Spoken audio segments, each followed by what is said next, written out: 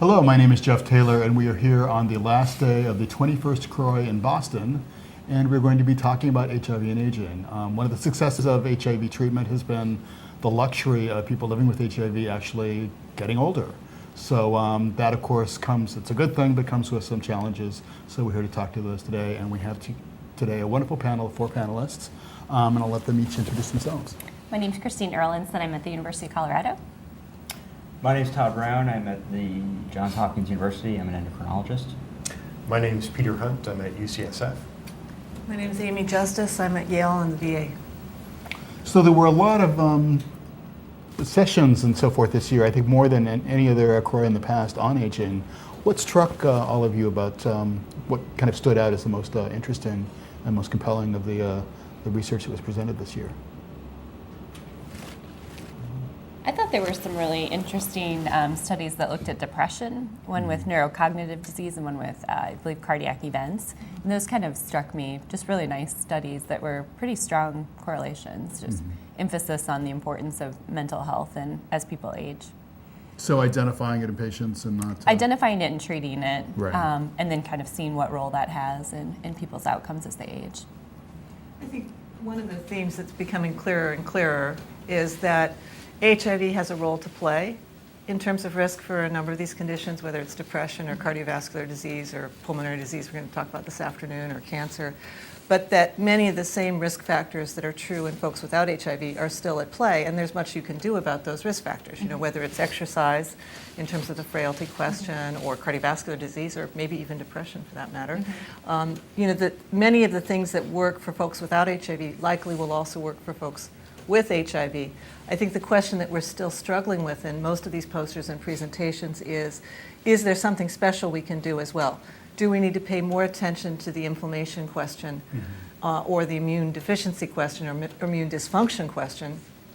And if so, what would that look like? Would it be throwing more medications at folks, which is maybe not so optimal?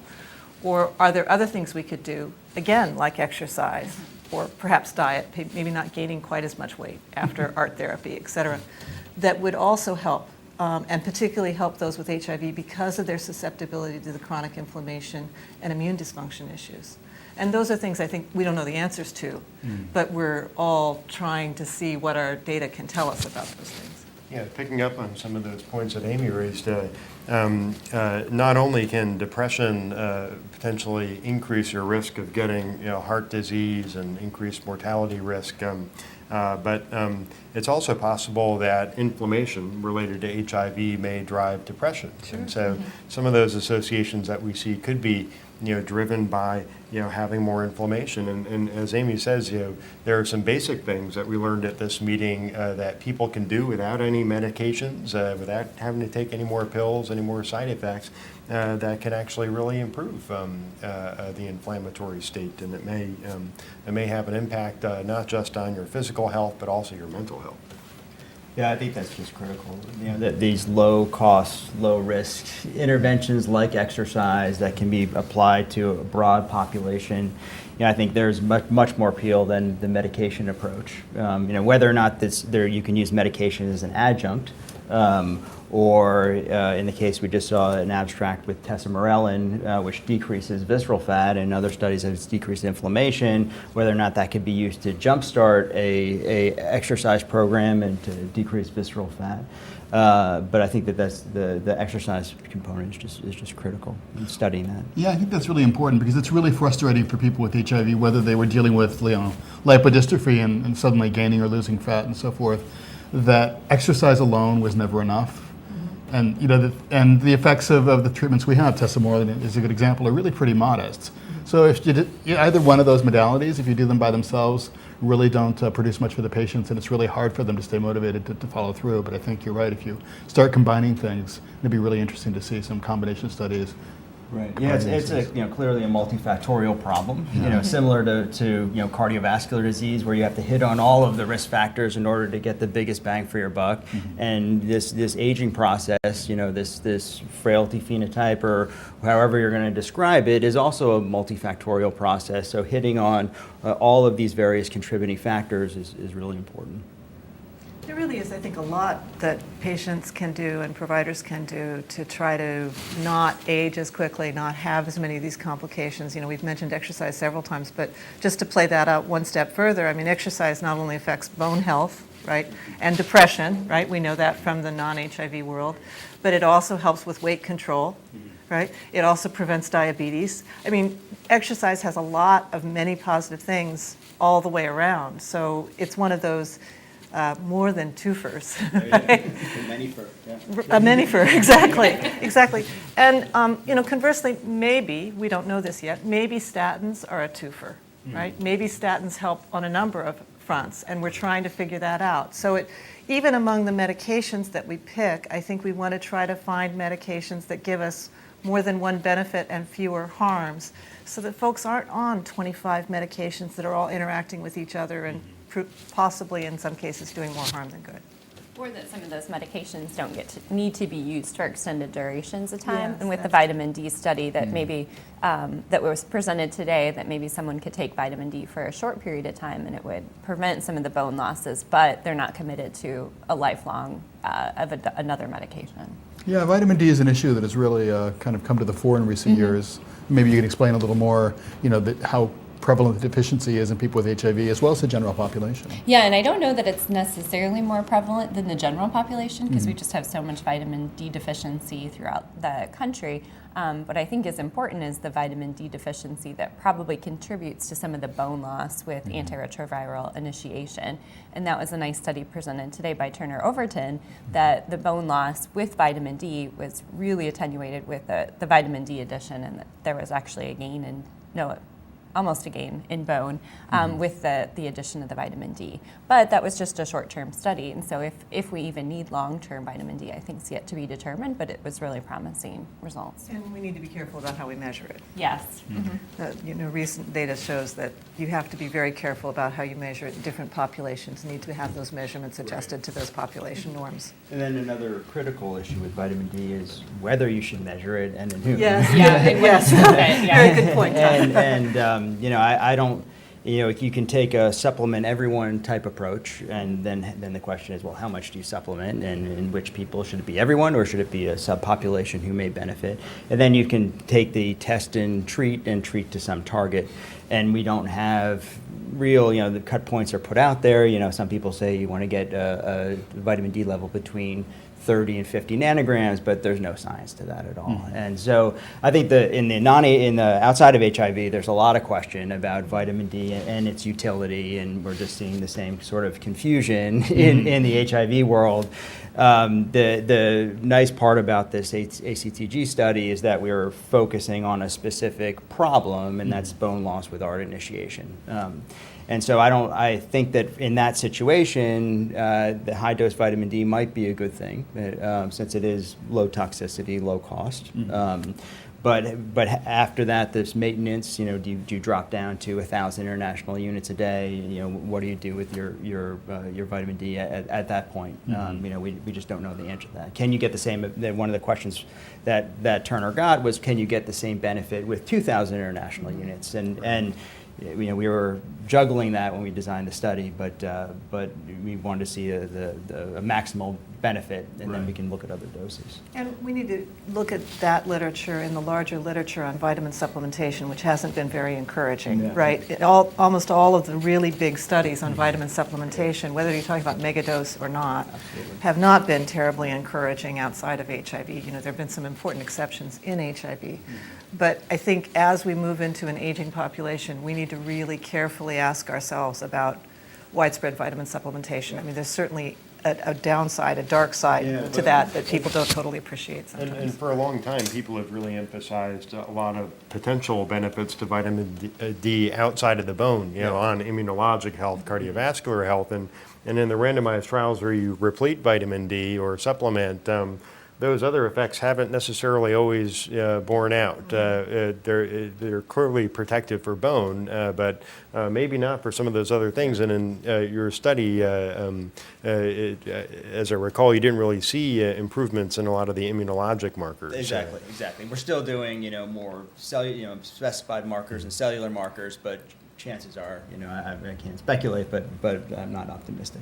One of the things that nutritionists are quick to say, and I couldn't say I agree, I have to say I agree absolutely, is the best protection is to eat a varied diet. Yeah. Because many of these covariant effects of vitamins are really micronutrients that we're not measuring directly. And so that's probably one of the reasons so many of the studies of vitamin supplementation haven't borne fruit, that they're missing all the other things that you get in the food when you eat food with those contents. So I still think it's talking about what health behaviors people can do to keep themselves healthy. Eating a varied diet is a very important piece. Not Cheetos and vitamins. Very healthy diet. Vegetables and fruit, and if you can tolerate milk products, I mean, all of those things are important in terms of getting those nutrients and getting them in a much more effective and absorbable way than just taking a pill.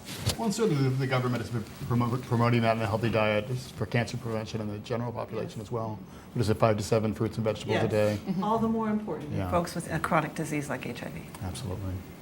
And then along the same line, just that vitamin D is still a pill, and more doesn't necessarily always equal Correct. better. And there is kind of a U-shaped effect with vitamin D, that there may actually be poorer outcomes as the vitamin D levels go above a certain threshold. So. Yeah. And that's true of any pill. And Yeah, people with exactly. HIV take enough pills as it is. So Right. if we don't have to take another one, that's always a good thing. And just a couple more words on the diet piece. As the immunology guy here, if you feed someone heavy cream, a healthy person heavy cream, you'll see an increase in microbial translocation, or the so-called leaky gut syndrome that we talk about in HIV disease, is one of the potential drivers of inflammation.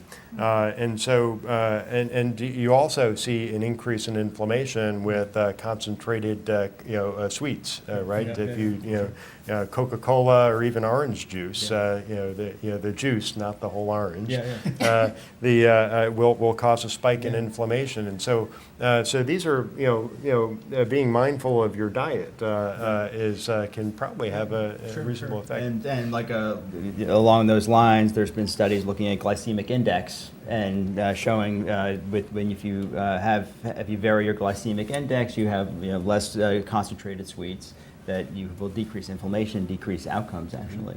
And as far as which particular diet, and this gets to the varied healthy diet, there's been great studies from Spain showing the Mediterranean diet is a really tasty and important way to decrease events, and also will decrease inflammation as well. And another topic that has gotten a lot of attention this year, and there's going to be a session this afternoon, I believe, is lung health and COPD, which is much more prevalent in HIV, it seems. So I felt for a long time that the lung has been ignored. We got very excited about cardiovascular disease.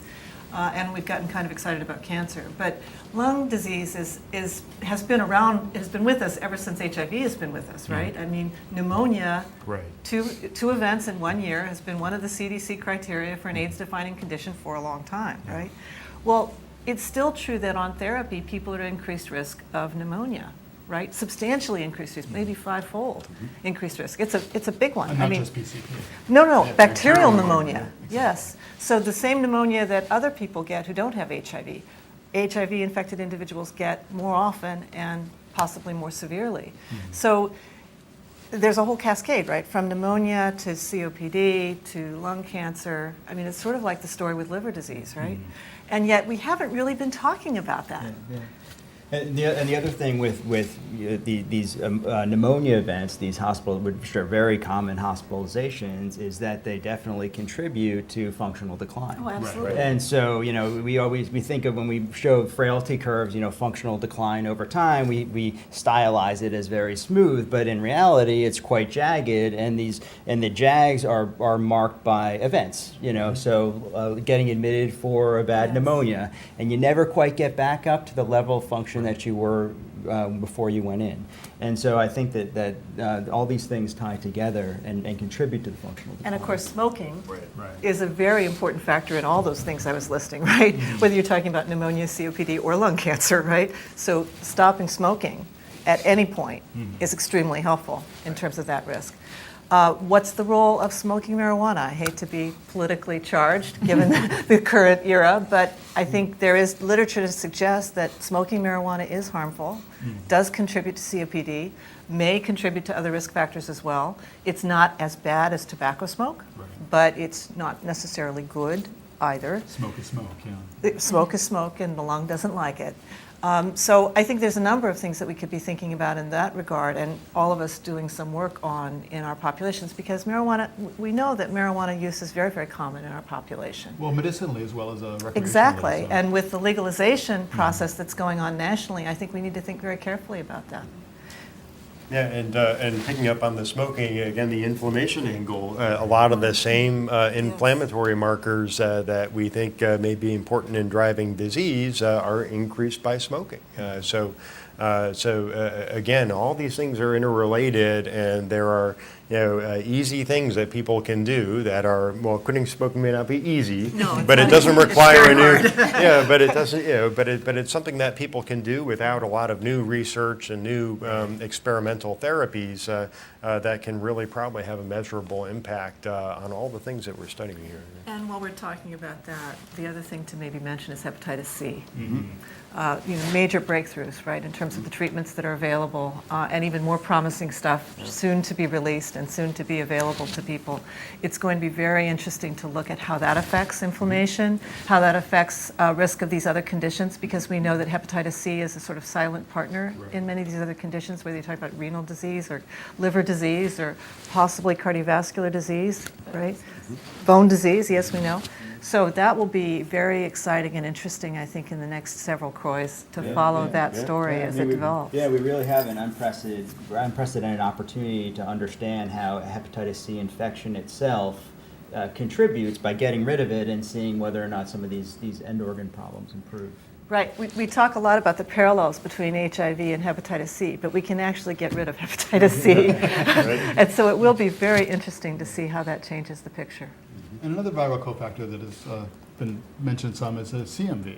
Yes. And the effect that has on aging and Peter, you probably Yeah.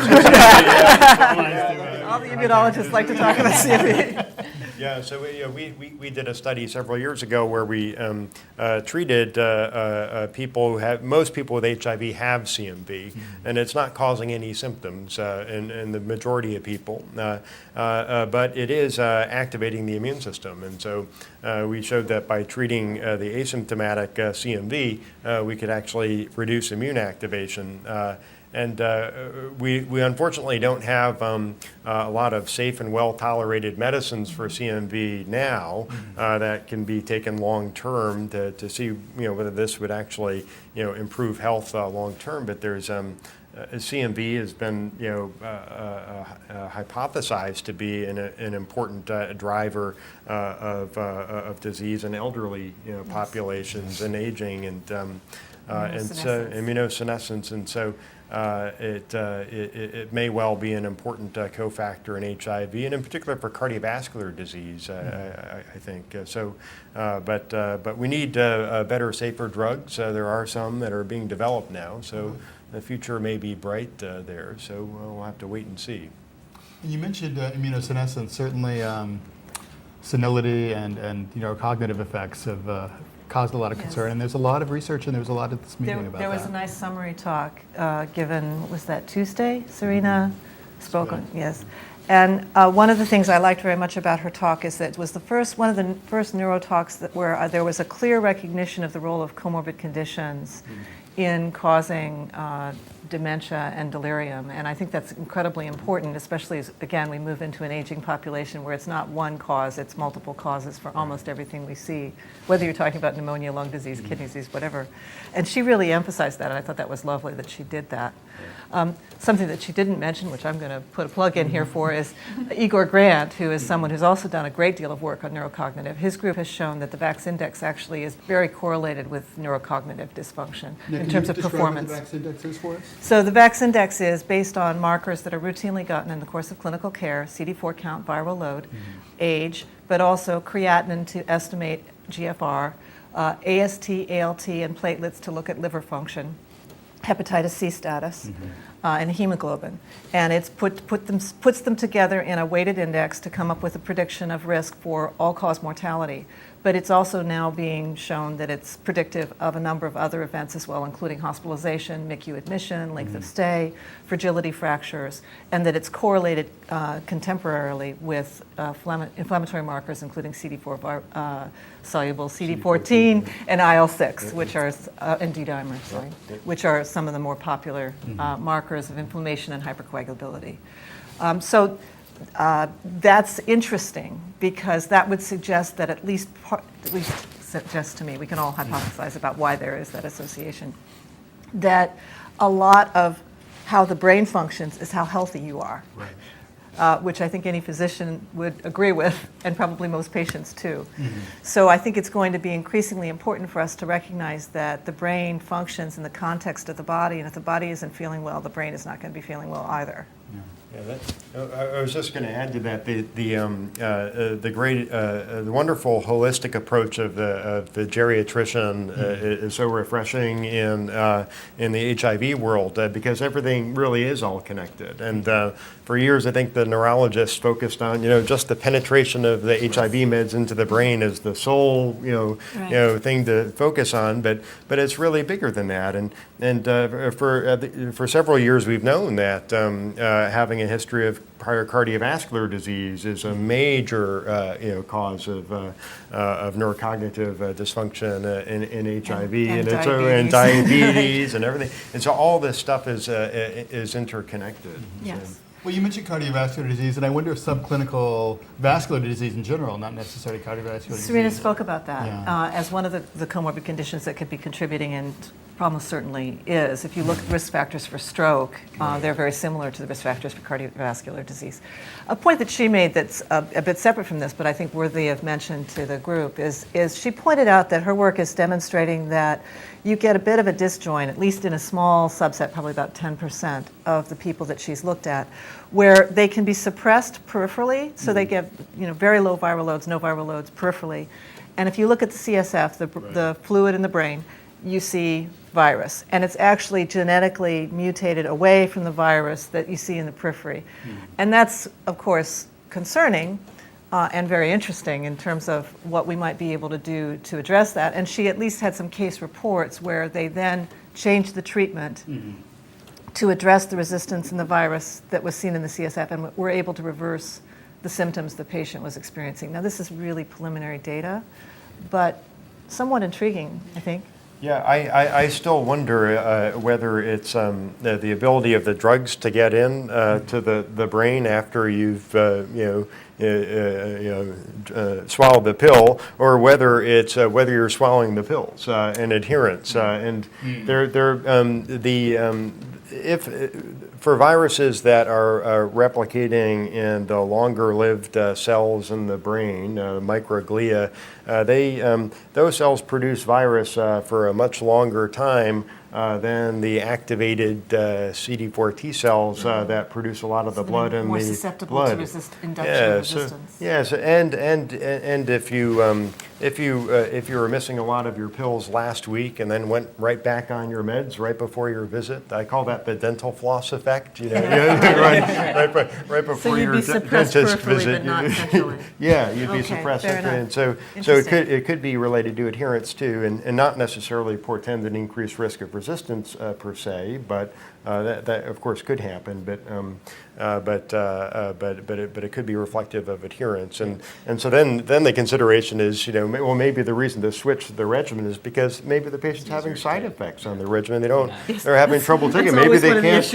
Maybe it's too many pills. Maybe it's But you talk about the holistic approach, but I think this is a perfect example where someone may have some neurocognitive problems, may have difficulty with adherence, and it may not just be their antiretrovirals. It may be their statin. It may be their aspirin. And we know that these medications do work, but you need to take them for them to work. And so all of this is tied in, and having people take their medications is a really critical part of this. And the research on that shows in HIV that in general older folks are better at taking their medications because probably they just have their lives a little bit more organized than younger people do.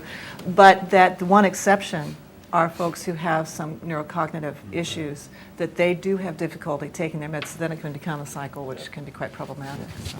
Well, and as people's medication list increases too, there's much more likelihood of there being some Absolutely. interactions between their drugs, and maybe their antiretroviral dose or levels are quite a bit lower, and that could decrease the. And then you get into a cycle Efficacy. of taking more medication to treat symptoms treat that are caused by symptoms. medications, which is never a good cycle to be in. Yeah. Right. It's all too familiar for people living with HIV. Yes. We thought we'd gotten away from that, but as we get older, it's creeping back in. Yes, it is. I agree. What other issues around aging can you think of that came up? Well, we talked about liver disease. Right. And actually, one piece on the liver disease question is there's some new papers coming out that show that HIV, that contribute to the literature suggesting that HIV itself is driving some of the liver disease. Right. It's not all Hep C, and it's not all people who are co-infected with Hep C, which I think is very interesting, and we should follow that literature more.